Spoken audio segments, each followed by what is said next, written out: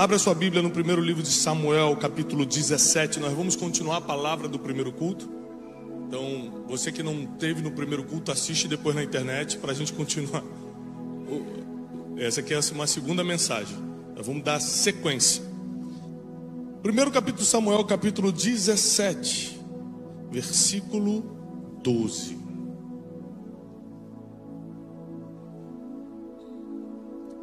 E Davi era filho de um homem efrateu de Belém de Judá, cujo nome era Jessé. Ele tinha 8 filhos, e nos dias de Saul, era este um homem já velho e adiantado na idade entre todos os homens. Foram-se os 3 filhos mais velhos de Jessé, e seguiram a Saul à guerra. E eram os nomes desses seus 3 filhos que foram à guerra: Eliabe, o primogênito, Abinadab, o segundo, e o terceiro chamava-se Samá. Era Davi o menor. Repete comigo: menor. Mais forte: menor. Uma coisa que eu percebo na Bíblia é que Deus não gosta de começar grande, não gosta de usar quem já está dando certo. Ele pega sempre o menor. Quando ele chama Gideão fala: eu sou o mais pobre. Eu falei: então, eu adoro usar o mais pobre. Eu adoro usar aquele que não tem condição. Eu adoro usar aquele que não acha que é capaz. Eu adoro usar o menor, porque Deus confia coisas grandes a pequenas pessoas, para que o nome dele seja glorificado. Para ninguém tenha o risco de dizer: tudo bem que Deus me ajudou, mas eu sou bom, né? Então ele já começa a chamar os improváveis. Não, esse aqui tem tudo para dar errado. Vou chamar e vou mostrar que comigo dá certo. Essa aqui tem tudo para se perder na vida. Eu vou chamar e vou mostrar que comigo, quem tinha tudo para se perder, se acha. Davi sendo o menor e os 3 maiores seguiram a Saul. Versículo 15. Davi, porém, ia e voltava a Saul para apacentar as ovelhas de seu pai em Belém. Vou repetir esse versículo. Davi, porém, ia e voltava a Saul. Quem assistiu a primeira mensagem, a mensagem da manhã, se você não assistiu, assista na internet. Eu expliquei que Davi entrou pela primeira vez no palácio para tocar harpa. Então, quando a Bíblia diz que Davi ia e voltava a Saul, e ele voltava para quê? Para apacentar as ovelhas do seu? Ele ia no palácio, tocava a harpa, que era a habilidade que ele tinha na época, tocava a harpa, acalmava Saul, que Saul ficava perturbado por causa de um espírito que o atingia, um espírito mau da parte do Senhor, e ele rapidamente acabava, guardava o instrumento e voltava para as suas obrigações do dia. Isso quer dizer que Davi tinha consciência que nem tudo que você faz tem recompensa imediata. Porque tem gente que tocou, por exemplo, o tecladista está tocando ali e ele fala assim: poxa, fui chamado para tocar no domingo, então quer dizer que minha vida agora vai mudar. Olha quanta gente me assistindo, estou tocando na presença dos reis da terra. E amanhã ele tem que ir para o trabalho normal. Se é numa borracharia, ele vai ter que ficar fazendo negócio do pneu. Se é limpar uma casa, ele vai ter que limpar a casa. Ele vai ter que voltar para a vida normal, para o cotidiano. Isso atinge muitas pessoas, quando parece que você está sendo usado numa coisa, mas tem que voltar para a sua normalidade outra hora. Davi tinha essa consciência, porque ele ia, tocava para o rei de Israel, tocava a harpa, acalmava, resolvia um problema para o rei e voltava para a sua vida ordinária. Voltava a fazer o que ele já fazia. Voltava a fazer o que não dava luxo, não dava dinheiro, não dava a liberdade que ele precisava. E deve ser muito difícil você estar num lugar muito bom no dia e ter que voltar para a sua realidade no outro. Quem está entendendo?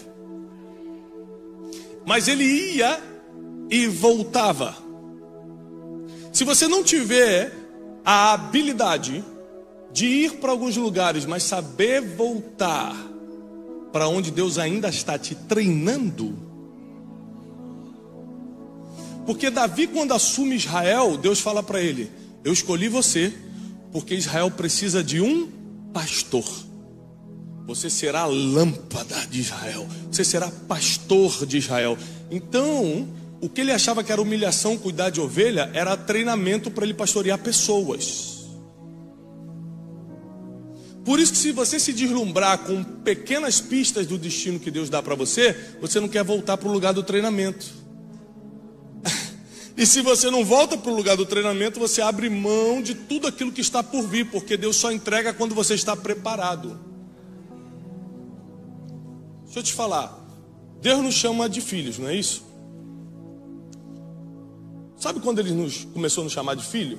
Alguém sabe, teologicamente falando? Quando é que Deus se torna nosso pai? Porque no Velho Testamento, Ele era Senhor dos Exércitos, Jeová, general de guerra, o grande eu sou. Era só coisa altíssima, era alta patente. Depois de Jesus, Ele fala o seguinte: olha, agora eu vou definir um título só. Você só precisa me chamar de uma coisa, e esse título vai englobar todas as outras coisas que eu sou também.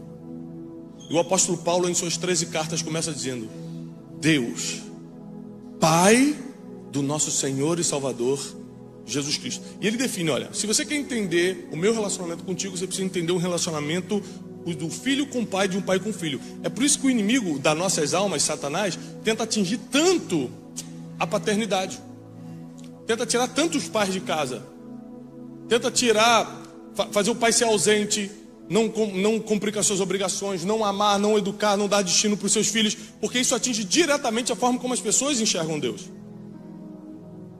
Então, como eu tive um bom pai, tenho ainda, é mais fácil para eu entender o relacionamento de um ser humano com Deus. Porque meu pai o tempo todo tenta me proteger, então eu falo: entendi, Deus o tempo todo me protege. O meu pai, quando está na frente dos outros, fala: não, meu filho, rapaz, meu filho você tem que ver meu filho pregando, tá? Meu pai é meu divulgador, fica dando meu livro. Você já leu o livro do meu filho? Não, por favor, toma esse livro aqui e tudo. Então, eu começo a entender melhor o amor de Deus, porque eu tendo um bom relacionamento com meu pai, eu consigo entender como é. E quem não tem? Quem teve um pai abusador? Quem teve um pai ausente? Um pai que não pagou pensão e você ficou sem comer dias? Quem teve um pai que simplesmente resolveu abandonar a família e seguir a vida a troco de nada? É difícil. É difícil você entender a bondade e a misericórdia do Pai eterno, do Pai das luzes, do Pai celestial, quando você não tem referências. Por que Abraão foi chamado o pai da fé? Porque ele acreditou quando não tinha referência para acreditar. Hoje dizer que a gente acredita é fácil. Tem Bíblia, tem um monte de testemunho, tem culto, tem... E acreditar quando ninguém é referência, ninguém te falou antes. Eu já escutei a mesma voz: pode ir que é Deus. Então, sem referência a gente perde rumo. Sem referência a gente fica sem norte. Então o inimigo ele tenta atingir essa figura paterna justamente para a gente não entender o relacionamento de Deus com a gente. Mas uma coisa que eu percebo é que um pai o tempo todo ele fica tentando justamente dar direção para o filho. Ele fica tentando o tempo todo guiar o filho. Você vê que Davi, ele foi colocado como pastor em Israel depois que foi treinado para isso. O meu filho, eu tenho 4 filhos. Você imagina, quando a gente morava aqui nos Estados Unidos há anos atrás, a gente era feliz e não sabia, porque no Brasil é muito difícil achar os carros de 8 lugares, né? Então tem 4 filhos, sogra, papagaio, cachorro. Sai em 2, sai caravana para ir para a igreja lá de casa. É Kombi, carro auxiliar, para caber todo mundo. E com 4 filhos eu entendi uma coisa. Eu amo meus filhos, não existe nada mais importante na terra do que os filhos. Mas eu não posso dar o que eles querem. Meu filho Joaquim, por exemplo, de 4 anos, ele quer chocolate, pirulito, bala todo dia, paçoca. Se eu der isso para ele, ele não chega aos 10 anos de idade. Vai entrar uma diabetes violenta, vai levar meu filho. Então ele quer muito, mas eu tenho que fazê-lo chorar quando eu digo: não vou dar. E ele acha que eu estou fazendo sofrer porque eu boto ele para comer arrozinho e carninha com brócolis. Não é possível que meu pai me ama me botando para comer isso aqui, enquanto eu queria minha paçoquinha. O que ele não entende é que o filho não dá, o pai não dá para o filho o que ele pede, dá o que ele precisa. Vou repetir. O pai não dá para o filho o que ele pede, dá o que ele precisa. É por isso que o diabo tenta atingir a imagem que você tem do seu pai, porque senão você não vai entender essas coisas. Você não consegue entender como Deus trabalha com você. E quando Deus te diz um não, você fica emburrado. Imagina quantos nãos Deus deu para Davi. E ainda assim ele continuava indo e vindo. Ele ia lá, cumpria o compromisso dele com a harpa, voltava, cuidar de ovelhinha. Porque é muito difícil você ver todo mundo se dando bem e você continuar na sua vidinha ordinária. A Bíblia diz que Eliabe, Abinadab e Samar já estavam no exército. Ou seja, foram para o lado de Saul, estavam com patente, estavam crescendo financeiramente, e ele ainda estava, vai lá, cuida de ovelhinha, corre lá, toca para o rei, não vai ter um dinheirinho hoje não, então volta lá, ovelhinha, e tal, e na vida ordinária, vendo quem estava perto dele se dar bem. E voltar é muito difícil, porque é quando você vai e volta, que você se compara. As redes sociais potencializaram muito isso. Hoje você entra na rede social de uma pessoa, está todo mundo se dando bem. Todo mundo está se dando bem na rede social, mas só na rede social, não se engane. Eu mesmo nunca postei uma briga minha da minha esposa na rede social, a gente só posta coisa boa. Quando está brigando, a gente desliga o celular. Vai que a Siri escuta, né? A Siri fala, que isso, pastor? Então você vê na rede social, está todo mundo se dando bem. Você está lá no Brasil ainda, aí vê o amigo que se mudou para os Estados Unidos. Aqui nunca aconteceu isso, mas tem muitos lugares em outros estados americanos que acontece. Que a pessoa está no Brasil e vê lá, gente, ele foi mês passado, já está com esse carro. É o carro dos outros que o cara fala, vai, tira a foto rapidinho. E o cara bota na legenda, quando Deus dá vitória é assim.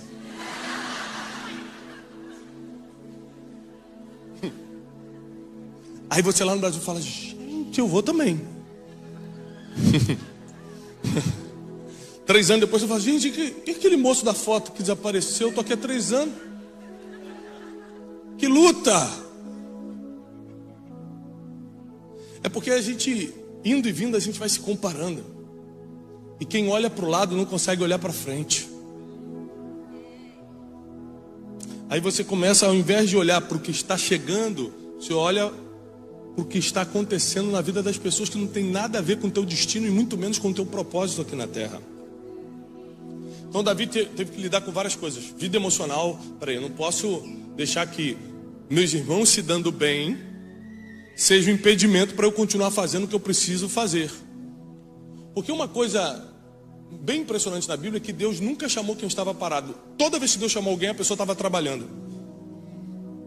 Eu não estou falando empregado ou desempregado, não. Estou falando trabalhando. Quando ele chama Gideão, ele estava malhando trigo. Quando chama Davi, estava apacentando ovelha. Ninguém estava em casa. Se Deus quiser, ele me chame, porque... Ninguém está em casa parado. Deus não chama quem está parado. Deus chama quem de alguma forma já está se preparando para o que está chegando. Você está se preparando? Porque está chegando.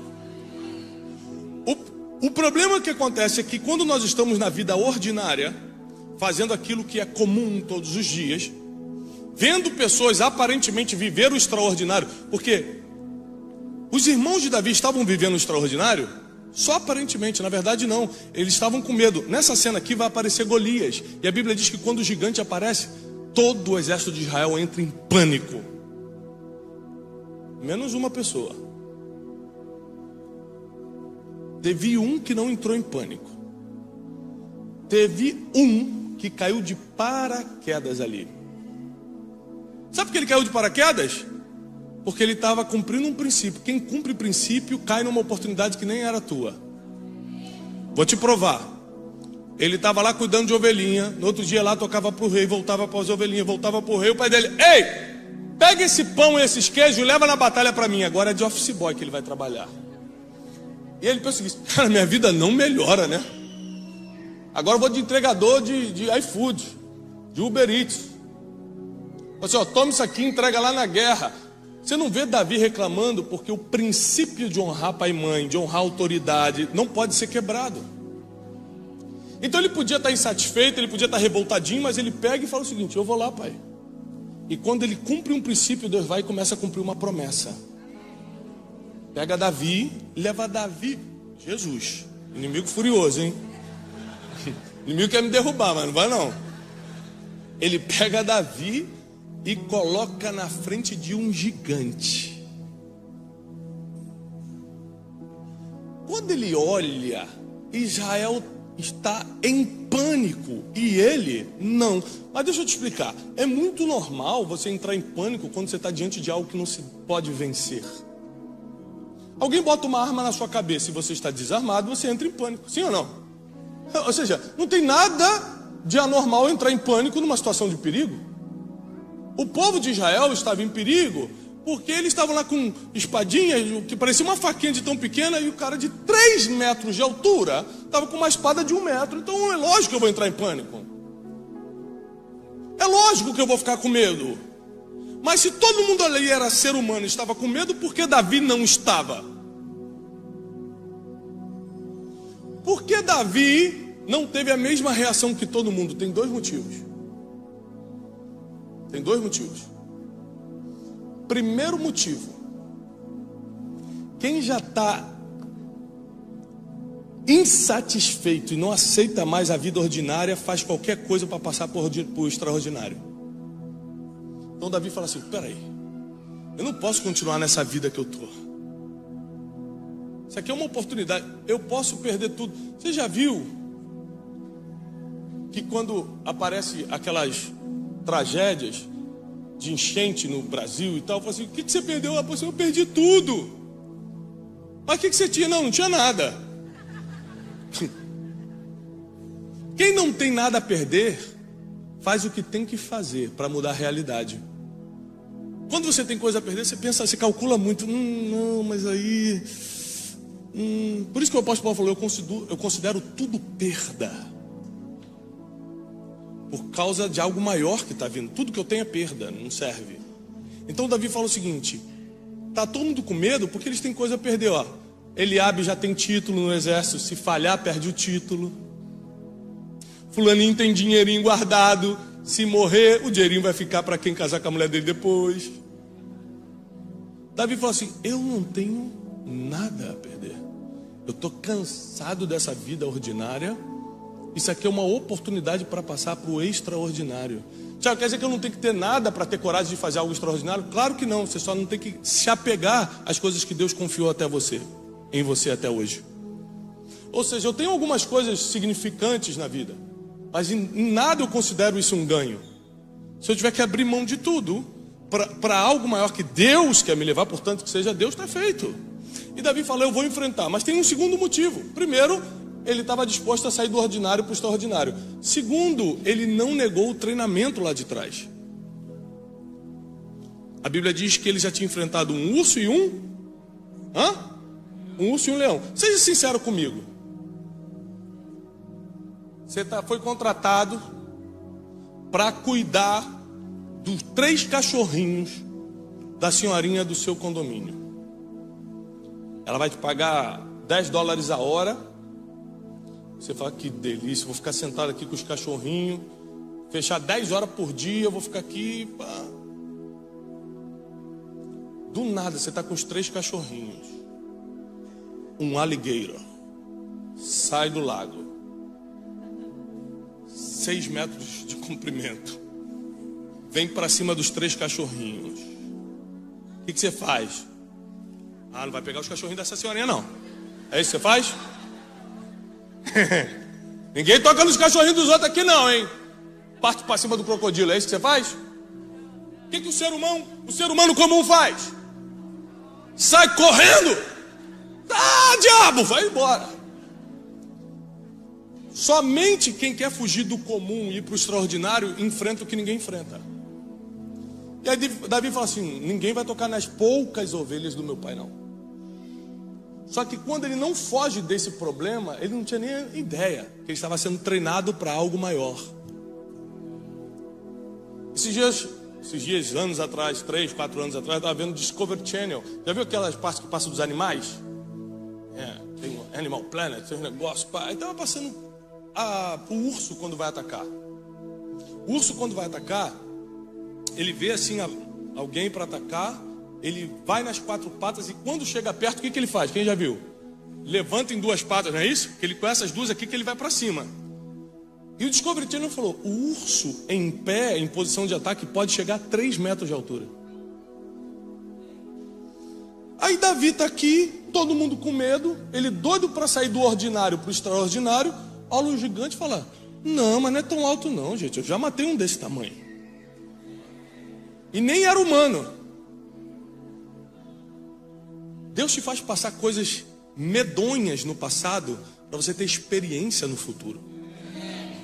E quando todo mundo está cheio de medo, você fala: não, eu já sei como derrubar isso aí. E Davi pega uma pedra. A Bíblia diz que quando ele calculou, ele pegou uma pedrinha. Por quê? Ninguém teve inteligência. Repete comigo: inteligência. Para pensar o seguinte: para que eu vou lutar de espadinha? Para que eu vou lutar na mesma arma se eu posso atingi-lo de longe? Inteligência, estratégia. É o poder da visão. Enquanto muita gente olha para o gigante e fala assim: ah, é muito grande, não tem como derrubar. Outras pessoas olham para o mesmo gigante e falam: meu Deus, é muito grande, não tem como errar. Não tem como errar não, a cabeça é muito grande. Ó, glória, aqui ó. E vai na testa.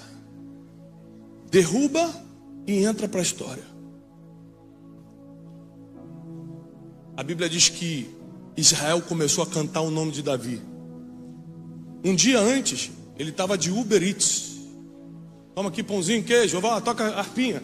Volta aqui, cuida das ovelhas. Um dia antes ele estava só suando, ó, só na correria. Já viu que a gente fala: tá na correria? Tô na correria. Toca aqui, vai para cá. Um dia antes ele estava assim. Outro dia, estava todo mundo cantando Israel.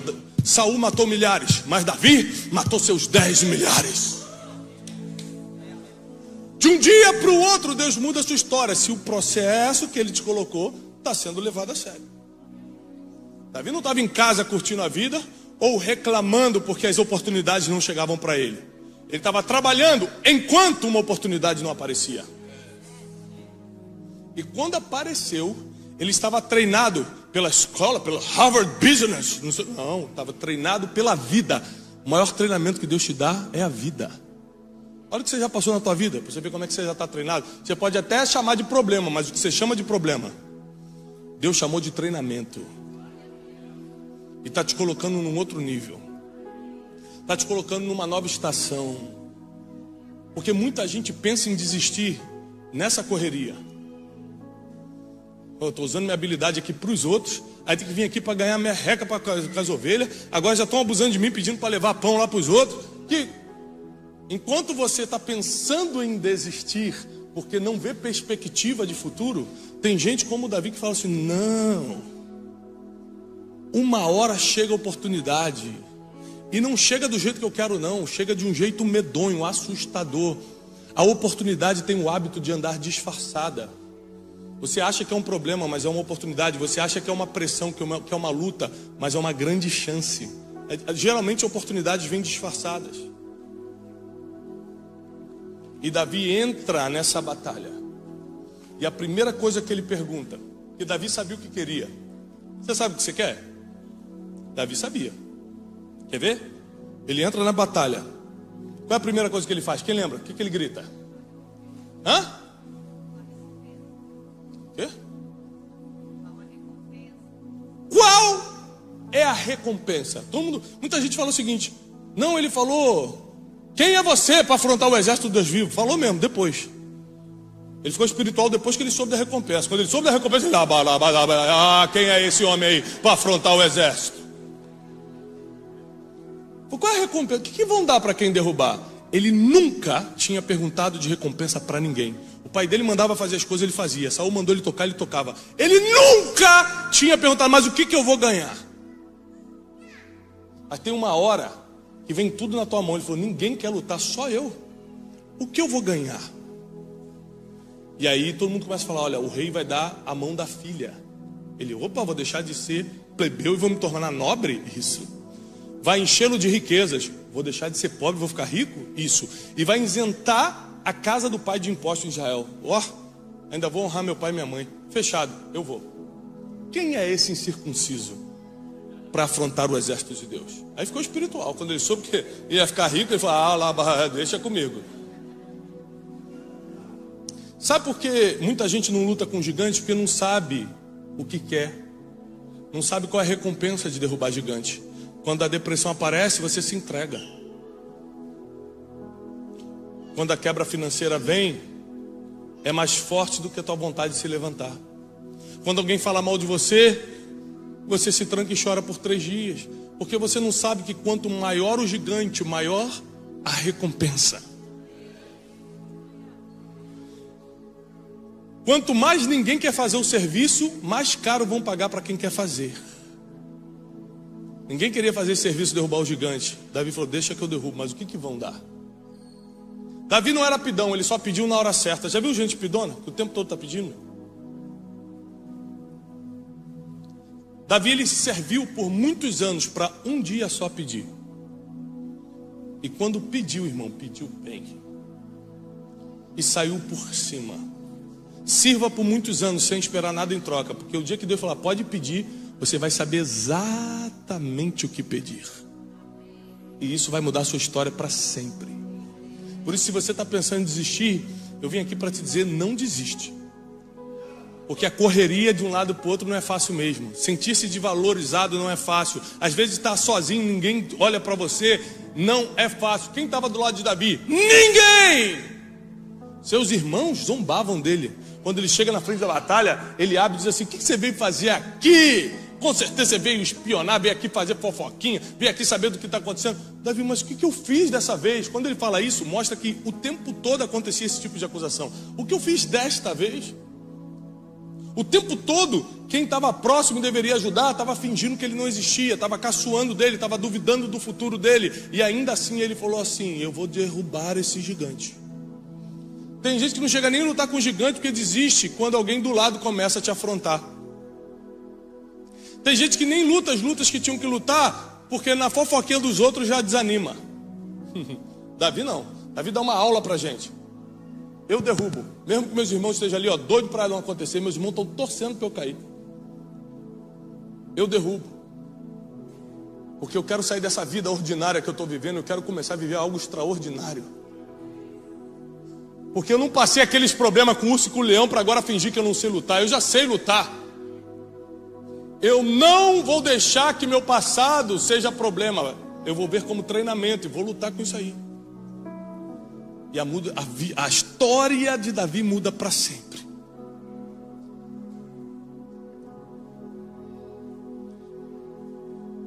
E ele começa a escutar todo mundo gritando o nome dele. Israel começa a celebrar o nome de Davi. E aí começa um outro problema. Porque deixa eu te falar uma coisa: problema na vida nunca acaba. Quem está passando um problema hoje aqui? Quando esse problema acabar, que vai acabar porque o problema não dura para sempre, adivinha o que vai acontecer? Vai vir outro. Desculpa te dar essa notícia. É que a vida é assim. Gente, deixa eu te... Tem problema que é bom você nem pedir para Deus para acabar rápido, porque você não sabe o que vai vir depois. Tem que falar: Deus, isso aqui tá bom, deixa eu com esse probleminha. Porque tem uns problemas mais ou menos que acabam e vem um pesado. Fala: Deus, aquele problema estava uma delícia, eu não sabia. Meu Deus, e agora esse é que eu tenho que enfrentar? Problema não acaba. Tiago, e quando eu ficar bilionário? Vai ter problema de bilionário. E quando eu for cheio do Espírito Santo e rodopiar na igreja? Vai ter problema de quem está cheio do Espírito Santo. O problema não termina, você muda só o tipo de problema. É lógico que, por exemplo, se você fica milionário, bilionário, você não vai ter mais o problema de atrasar a conta. Ou de ficar pensando no que vai comer porque não sabe se o preço dá. Esse tipo de problema você não tem mais. Aí tem outros, emocionais, espirituais, filho que não quer falar contigo, tem outros problemas. Então Davi sai de um problema e entra em outro pior. Porque quando ele brilha, o rei começa a ter inveja dele e fala: vou matar esse menino. É muito pior um rei querer te matar do que você só ser pastorzinho de ovelha com salário baixo, não é? É melhor ficar vivo ganhando um pouquinho aqui, porque agora está famoso e quem pode me matar falar que vai matar. O rei podia matar ele. E quem podia matar disse: eu vou te matar. Então existem promoções que te levam para o lugar que você queria ir, mas prepare-se, porque lá vai ter gigantes que você não pensou que teria. O gigante Saul era pior do que o gigante Golias. Porque Golias, Davi tinha permissão para derrubar, permissão divina. Saul ele não podia tocar, porque ele era ungido do Senhor. Então ele teve que ser perseguido sem poder reagir. Se Golias viesse com espada, ele vinha com a pedra. Mas Saul ele só tinha que pegar e fugir. Meu Deus, tacou uma lança em mim, foge. Meu Deus, mandou 3.000 soldados no exército me pegar, foge. E até o final da vida de Davi, ele já era rei, consolidado em Jerusalém, tudo certo. Do nada o filho dele se rebela, Absalão, e tenta tomar o trono. Começa uma revolução, ele tem que fugir descalço do palácio. Os problemas nunca acabaram, nunca acaba. Para cada fase da tua vida, os problemas que você passou no passado vão te dar experiência para lidar com os problemas do presente. E cada problema que você vence é uma nova promoção que chega. A vida do crente é vida de promoção, porque a gente vai brilhando conforme a luz da aurora. 5 horas da manhã começa e está mais ou menos clarinho, 5:30 dá mais uma clareada, 6 horas, é como a luz da aurora, vai clareando, vai crescendo, é de glória em glória. Então não pensa que a tua vitória de ontem nunca mais vai se repetir. Na verdade não vai mais se repetir. A próxima será maior, porque é de glória em glória, é de vitória em vitória, como a luz da aurora, vai brilhando cada vez mais. Não quer dizer que não vai ter problema, não quer dizer que não vai ter perseguição, quer dizer que nada poderá te tocar, nada poderá te destruir, nada poderá te desanimar, nada poderá impedir o que Deus já vai fazer na sua vida. Nada, nada.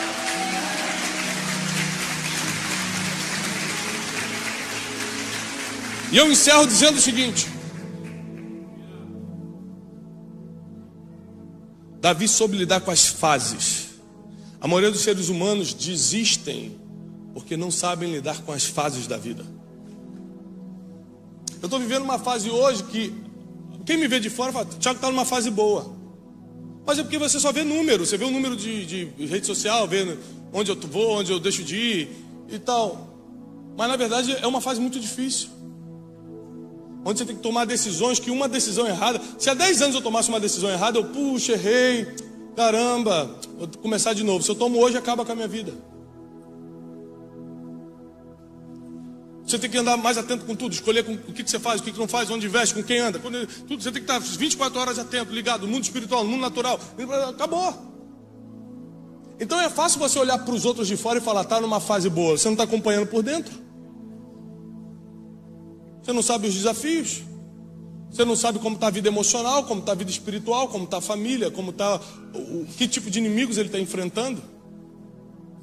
Porque a maioria dos inimigos você enfrenta e não pode tornar público, porque senão você divulga o inimigo. Aí você tem que enfrentar calado. Então deixa eu te falar uma coisa: a vida de Davi, como a nossa vida, foi uma vida feita de fases. E ele soube respeitar cada fase. Por isso ele terminou bem. Porque errar, ele errou mais do que a gente. Errar, ele errou mais do que a gente. Mas ele terminou bem, porque ele soube como respeitar cada fase. A fase que você está hoje não é para você desistir, é para respeitar, porque está vindo algo muito melhor aí. Está vindo algo que vai te levantar de vez, e nada será capaz de te derrubar. Se você crê nisso, fica de pé e aplauda ao Senhor. Eu quero orar por você.